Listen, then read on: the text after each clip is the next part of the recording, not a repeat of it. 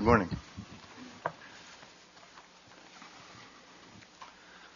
Where to start? It seems to me the first question is the project definition. What is the project that we're looking at? Clearly, from an administrative point of view, the project as filed consists of both Muskrat Falls and Gull Island. But from what we've learned in the last couple of months, it seems clear to me that at this stage the Gull Island project is entirely hypothetical. Mr. Bennett told us yesterday that there are several transmission requests pending in the TransEnergie queue, and that the plan to transmit Gull Island power through Quebec is alive and well. Last night I checked it earlier, the TransEnergie impact study list, which includes all the requests as they're queued, and indeed nothing has changed since my original brief filed on February 28th. There is one 740 megawatt reservation, which I referred to on page 23, which is the only active one in the queue, which is obviously totally inadequate for the more than 2,000 megawatt Gull Island project. Recently, the Régie has rejected Nalcor's request for revision with respect to an earlier request. Clearly, Nalcor still has the option of going to court about this, but even if it wins there someday, it still won't have transmission access, since the refusal was strictly procedural. In fact, I think we spoke about this earlier, the issue is that a letter had to be filed by a certain date in order to keep the file open. Nalcor filed a letter, TransEnergie considered the letter to be inadequate and that therefore the file was closed, and the Régie disposed of the matter simply in addressing that simple question of whether or not the letter was valid or not, which means that even if it is eventually overturned on appeal, we'll still be back at stage one. All of TransEnergie's reasons for rejecting the application remain. So one would have to be extremely optimistic, have very deep pockets, and be ready to fight for many years, if not decades, to really see hope for transmission access based on that first request. It seems to me that if Nalcor were really serious about proceeding with Gull Island, it would have filed new reservations with HQT for the full amount of power that it would eventually need to transmit. Not having done so, I think it's safe to conclude that Muskrat Falls is the only real project that is being proposed here.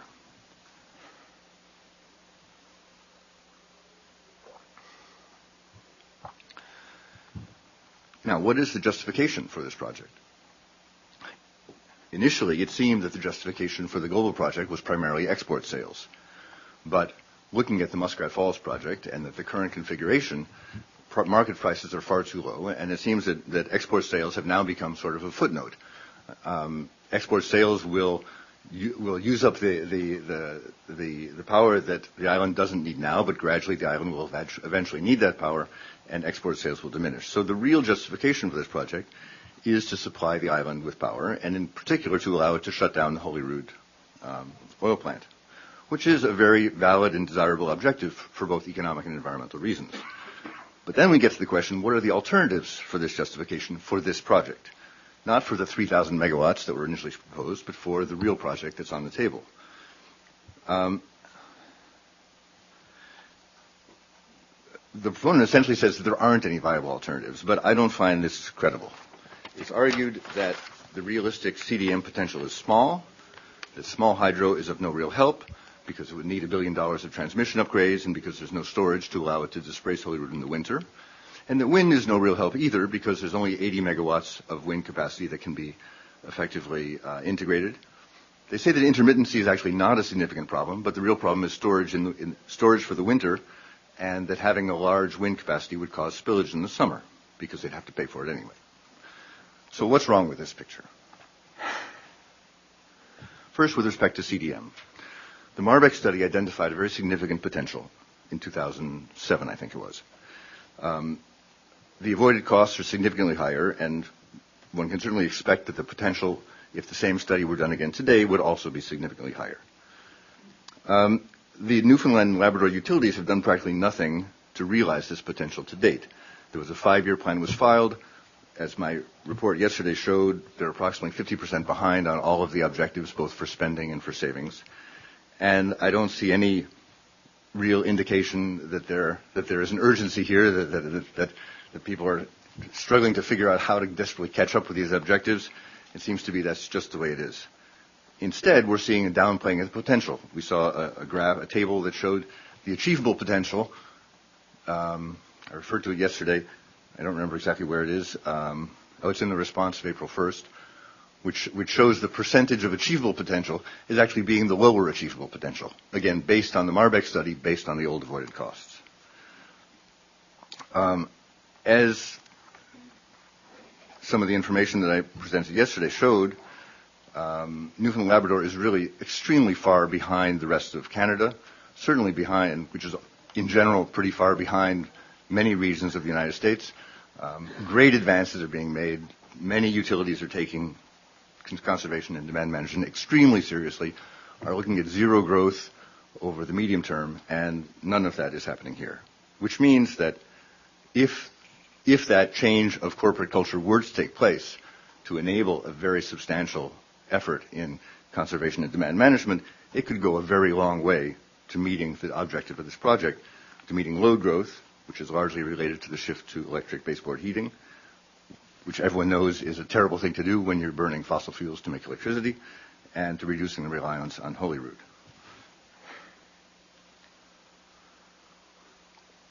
Now, what about wind? The energy plan was very clear about wind, that Newfoundland has a world-class wind resource. The Canadian Wind Atlas map was actually in the energy plan. The map they used is from the 50-meter hub height, when 80 meters is the height which is standard in the industry now. And I've included the 80-meter map in the document yesterday. The map of the Avalon Peninsula, and indeed of most of the island, is entirely red. This doesn't exist anywhere else in Canada. This is a phenomenal wind resource. It means you can put up a wind turbine practically anywhere on the island and have better, more energy per capacity than the wind farms that are being installed in Quebec. I mean, this is a stunning wind resource. So what are we doing about it? Furthermore, in most of North America, in most parts of the world, wind resources are far away from loads. So like with hydro, if you want to build wind, you have to worry about transmission, and there are costs and there are losses. In this case, the load center is on the Avalon Peninsula, and the winds right at the load center are extraordinary. So it's really remarkable that more effort hasn't gone into trying to explore how this wind resource could be mobilized to solve the problem that's before us, which is how to meet island demand and load growth, and to reduce need for and hopefully eliminate the need for the Holyrood oil plant. In the document that I filed yesterday, on pages 10 to 14, I sketched out the characteristics of a wind farm on the Avalon Peninsula or nearby that would produce the same 3.9 terawatt hours a year as the Muskrat Falls project will deliver to the island. It would consist of about 1,000 megawatts installed capacity, which would require about 659 square kilometers. That's about 25 kilometers square, spread out in hopefully as many areas as possible to increase the geographical diversity. The locations obviously should be chosen to maximize diversity as well as transmission access. This project was structured from the perspective of an IPP that would sell power with a 25-year PPA at $75 a megawatt hour. The escalation was small, just 0.38% per year, and even so, the IRR was 11.55%, better than Muskrat Falls. Last night I looked again and slightly readjusted the parameters of that, and if we do it the same way as Muskrat Falls with a 2% per year escalation, that is escalating strictly according to inflation, and with a 7.3% interest rate, the power price falls to $65 a megawatt hour. And this is without need for long-distance transmission, and with an IRR of over 12%. Now, this basic analysis was performed by a professional in the wind industry based on the data in the Canadian Wind Atlas. It's obviously very preliminary and indicative, but it is clearly a first estimate, but I consider it to be a highly credible first estimate. In my paper yesterday, I explained how geographic diversity diminishes the intermittency of wind resource, and I presented a few studies that demonstrate this concept. The degree to which this occurs varies from place to place. In Manitoba, for instance, wind turbines would have to be much farther apart to produce this effect than in a place like, say, Newfoundland, because complicated geography leads to complicated meteorology. When the land is flat and the weather system moves from one end to the other, obviously you don't see as much diversity as you do when you have complicated ridges and mountains and coasts in different directions. Obviously, careful study is needed to understand exactly how this effect would play out on the island, but it certainly is there. Now, I understand it's difficult for an environmental assessment panel to start telling NALCOR or the government of Newfoundland and Labrador how it should meet its electric needs. I know that's not your role. You're here to evaluate the project, not to substitute yourself for the planners. The problem is that the planners are not working within a framework that allows a careful evaluation of the alternatives, which, as I understand the legislation, is something that you need to indeed take into consideration. We learned yesterday that despite the clear statement by the Public Utilities Board, quoted on page 29 of NALCOR's April 1st response, to the effect that IRP is an important planning tool and that it should be implemented, in reality, nothing is being done. At the time, 2007, the PUB chose not to require it in deference to the forthcoming energy plan. That was 4 years ago. The energy plan is out, and since then, nothing has happened. NLH has not filed another general rate application, which may be why the PUB hasn't returned to that question. It may be, I'm not familiar enough with their regulatory procedures to know if they need to wait for a general rate application to move on this or not. But more important, neither NLH nor Newfoundland Power has, of its own initiative, moved to initiate such a process or even initiated reflections on what it might look like. Instead, they continue to produce documents like the 2009 and 2010 generation planning reviews that we've seen, which seem to be more summaries of what the utility intends to do than actual planning documents. For instance, the section on near-term resource options, section 6, for each proposed resource has a heading called cost estimate basis, which doesn't even mention the cost of each option. So this is, in my view, it's a document that's prepared to explain the planning choices being made by the utility, but it certainly is not either part of a process or even a report of a process of a careful evaluation of alternatives.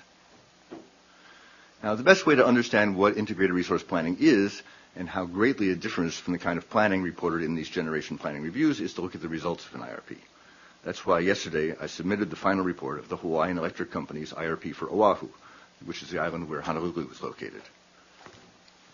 The executive summary states, the Hawaiian Electric Company's IRP is designed to develop a comprehensive 20-year plan for meeting Oahu's energy needs, evaluating and integrating both resources that supply electricity and resources that reduce or better manage the demand for electricity. As part of its IRP process, Hawaiian Electric works with a community-based advisory group and the public to ensure the delivery of reliable and reasonably priced electric power for residential and business customers. This IRP preferred plan represents an aggressive move towards the use of renewable resources and the reduction of fossil fuels, including major changes to Hawaiian Electric's infrastructure and policies that will be technically challenging and require significant investment. The significant implementation of this preferred plan will also depend on government and public support. In other words, the IRP is the driver. It's an in-depth procedure that allows a careful examination of alternatives that then allows the utility to say, this is really where we should go. Now, what is needed to get there? Infrastructure is needed. Policy changes are needed. This is diametrically opposed to the passive approach of, well, it's really traditional utility planning, which is your load forecasting department produces a forecast, and then the planners go and figure out what has to be built to meet that forecast. That was already outmoded in the early 1990s. As I wrote yesterday, the restructuring movement has meant that where markets have replaced planning in many parts of the continent, so it took a big bite out of integrated resource planning's momentum. But in isolated areas, and even in many areas which are interconnected and do participate in markets, IRP plays an essential role.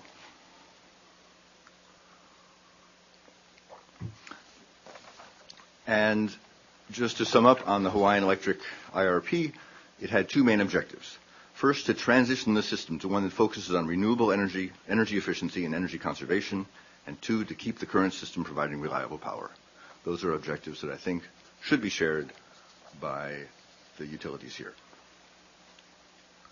So I encourage you to, not necessarily to read this report cover to cover, but to examine it to get a sense of its nature and what kind of a process led to it. Given the extraordinary wind resources on the island and the as yet unexploited efficiency resource, I have no doubt that an effective planning process could produce a solution for the island's electricity needs that meet these same two objectives. And what might such a solution look like? Obviously, we're speculating here. But building 1,000 megawatts installed of wind capacity on Newfoundland Island, relatively near transmission, seems like an extremely feasible possibility. Obviously, the fact that it's an isolated system imposes challenges. Now, we've been told that 5 terawatt hours of energy from Muskrat Falls will enable the construction of a transmission line to the Maritimes, which solves the problem and creates enormous benefits. Why wouldn't 5 terawatt hours of wind power enable exactly the same solution? But even if that solution can't be implemented, if that solution can't be implemented, then clearly some kind of thermal backup is needed. Even with geographic diversity, wind is an intermittent resource. So the very worst case is keeping Holyrood, but using it essentially as spinning reserve, with the number of hours per year in which it functions being very dramatically reduced. Vastly less use means vastly less greenhouse gases, less pollution, and less fuel expense. Under that scenario, whether installation of $600 million worth of scrubbers is really necessary at a fixed date is not obvious. I think that careful thought would be needed to evaluate that, but more important, careful thought to evaluate what other sorts of backup resources could be put in its place. Again, it doesn't make sense to be looking at enormous infrastructure changes with respect to one project and assume that nothing can change anywhere else. What are the options for refiring Holyrood with cleaner fuel?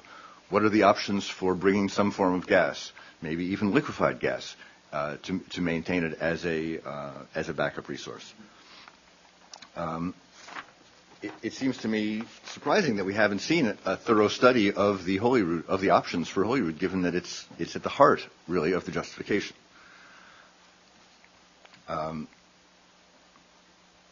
Moving on now to the question of pricing. In my initial comments on February 28th in Section 3, I addressed the question of rate impacts. I stated that to understand the rate impact, we had to know under what terms and conditions energy would be transferred from Muskrat Falls. We needed to know under what terms and conditions the energy from Muskrat Falls would be transferred to the island utilities. On page 8, I wrote, thus the first question is, will the Muskrat Falls project be owned and operated by NLH? If so, the costs that flow through into Newfoundland power rates would normally depend on the annual cost related to the facility, including interest, depreciation, return on equity, etc. If, on the other hand, NLH purchases power from Muskrat Falls from its parent Nalcor, it would normally be the purchase cost that would be flowed through. In the second scenario, the rate impact obviously would depend on the contractual arrangement between Nalcor and its subsidiary, NLH. In the topic-specific hearing, we were told that the nature of the contractual arrangement between the two was not yet known. In the April 1st response, though, we were told that A, the cost to be passed on to island ratepayers is $143 in 2017, escalating annually at 2%, and B, that this is exactly the same result as would occur if Muskrat Falls were included in NLH's rate base. To me, that response answered the question. It says that this project is being treated as a race-based project.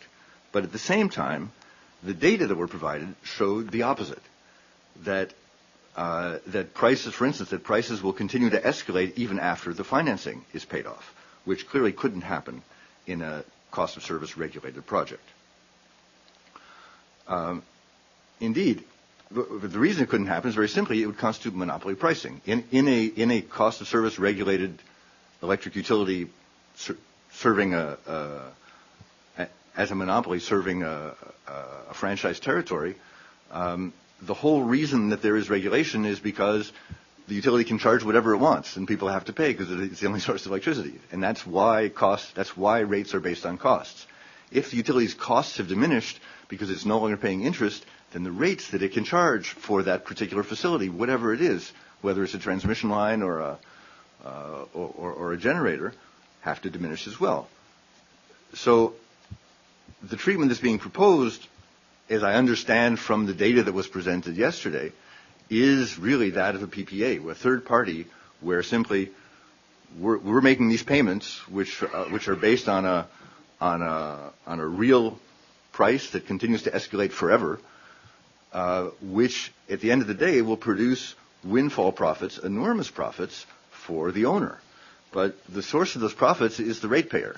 So it really is a machine for taking money out of ratepayers' pockets and putting it in the shareholders' pockets, which in most places is not legal.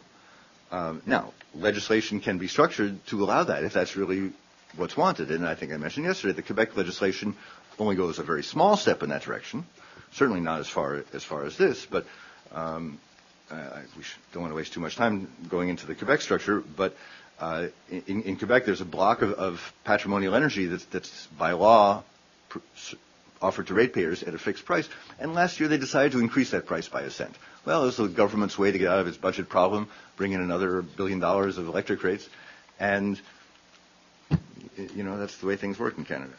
So, but it seems to me, and again, I haven't examined the legislation, but that given the affiliated relationship between Nalcor and NLH, I wouldn't be surprised if some kind of legislative exception would be required to allow this kind of treatment. Around the world, ratepayers that finance large capital-intensive projects like hydro projects through their rates eventually do benefit from them when the financing is paid off. So I think people need to understand that there is no such benefit awaiting for them when the Muskrat Falls project is paid off. As currently structured, economic benefits all go to the government, which of course will already be quite wealthy after the expiration of the Hydro-Quebec contract. I was hoping to be able to present you with an alternate scenario based on traditional cost of service pricing for the Muskrat Falls power. This would have been possible had the data produced yesterday been provided earlier. It is regrettable that the combination of the proponents' reluctance to provide detailed information and the inflexible hearing calendar made it impossible to prepare this relatively straightforward analysis. I have, however, calculated the values that I sought from Nalcor yesterday, which do flow directly from the information already on the record. I was simply trying to confirm my conclusions, and I still don't see how they can cause commercial harm, but for the record, in case they're of interest to you, based on a construction cost of $2.5 billion, the borrowings that would be necessary in order for the mortgage payment at 7.3% interest over 30 years to be $167.9 million, as in the table yesterday, would be borrowings of $2,023 million, which means that the amount financed, assuming a debt-equity ratio of 59:41, would be $3.49 billion, which is the equivalent of the overnight construction cost. And that implies an interest rate on construction costs, given the annual expenditures that are in that table, of 4.6%, which also implies an equity investment of $1.406 billion.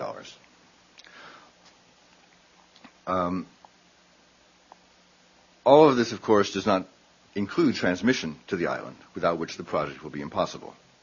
Presumably, we will have a chance to discuss this with your colleagues, who will be evaluating the other half of this project, the transmission half, a little bit later on.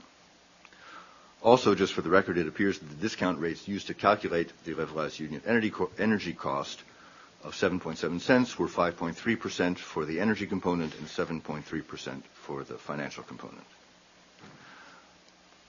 I would have preferred to be able to confirm these figures with the proponent, but that's no longer possible. To be clear, it is my opinion that the information provided yesterday should have been in the file before these hearings even began. In fact, the proponent has succeeded in running out the clock, and this should not have been allowed to happen. I would also like to say I've been very impressed with your work here, both in terms of the way the hearings have been run, fairly and equitably, and the seriousness with which you're approaching these complicated issues. However, I do continue to believe that it was a serious mistake to move to hearings with such an incomplete record, given the drastic changes in the context that occurred last fall. I'm sure there were many important people breathing down your necks, but I do think this is at the root of most of the difficulties, at least the ones, part of the hearings I've been involved with.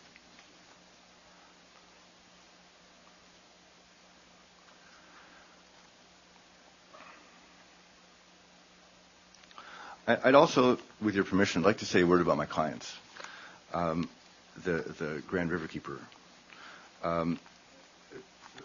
the reason I ended up here really is because the chairman of the board of the Helio Center ran into Clarice Rutkowski on a visit to Labrador many years ago. And ever since then, Clarice has been after me to try to give them a hand. But I have to say, I've worked, and I think I've told you before, I've worked with a number of First Nations on energy-related issues. And as I've gotten to know these people, it's really my two visits here, I have to say that to me, these people have attachments to this place that is just as deep and just as serious as the attachments of the First Nations that I've worked with. But at the same time, the political context is very different. There are no land claim negotiations. There's no benefits agreements. And it seems to me there's something inherently unjust in this kind of arrangement. Now, we've all read all the literature about sustainable development and the role of equity as one of the major components of sustainable development. And equity in large projects has something to do with the sharing of benefits and costs. And there's something wrong with the situation where for large numbers of people, there are only costs related to a project, and there are no benefits from that project that flow to them. And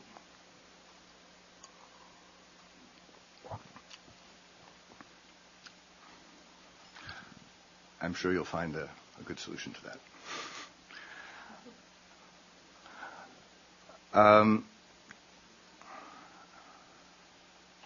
Mr. Raphals, I know you weren't here for my opening remarks. I'm sorry, but I apologize. I just want, and we do have some time, but I wanted to remind you that the intent is that would be for 15 minutes, and I'm not sure how much more you got there. I'm almost done. And secondly, as you know, that the panel can only consider information in the closing remarks, which it's information that you previously provided. It's your sum up position. Okay, thank you. Yes. So just to sum up, actually, that's where I was. As I noted in my initial report, in some ways a literal way, and also I think in a sense of intention, a significant part of the justification for this project is actually to build the project, and I find that unacceptable. The project has substantial economic costs, environmental and social externalities. And these environmental and social externalities should be incurred only if either the project meets a need that cannot be met at lower economic, environmental, and social cost, or if it produces benefits that are so great as to outweigh these externalities, including the equity issues, where the people who receive the benefits are different from those who bear the costs. From what I've seen, neither of these is the case. There is no reliable evidence that the needs to be met by the project, that is to say, serving island electric needs, and reducing or eliminating the use of Holyrood, cannot be met at lower economic and environmental cost by alternate solutions involving wind efficiency and probably a peaking plant or a transmission line, or in the worst case, the occasional use of Holyrood. The financial benefits are strictly the result of using the monopoly situation to extract funds from ratepayers in excess of the actual costs of the project. And I think viewed economically, that's not a benefit, it's really a wash. And for these reasons, in my view, the project should not be authorized.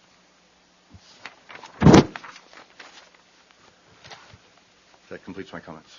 Okay, thank you, Mr. Raphals. I'll ask my colleagues on the panel whether they have any questions of clarification of your position. Okay, thank you very much.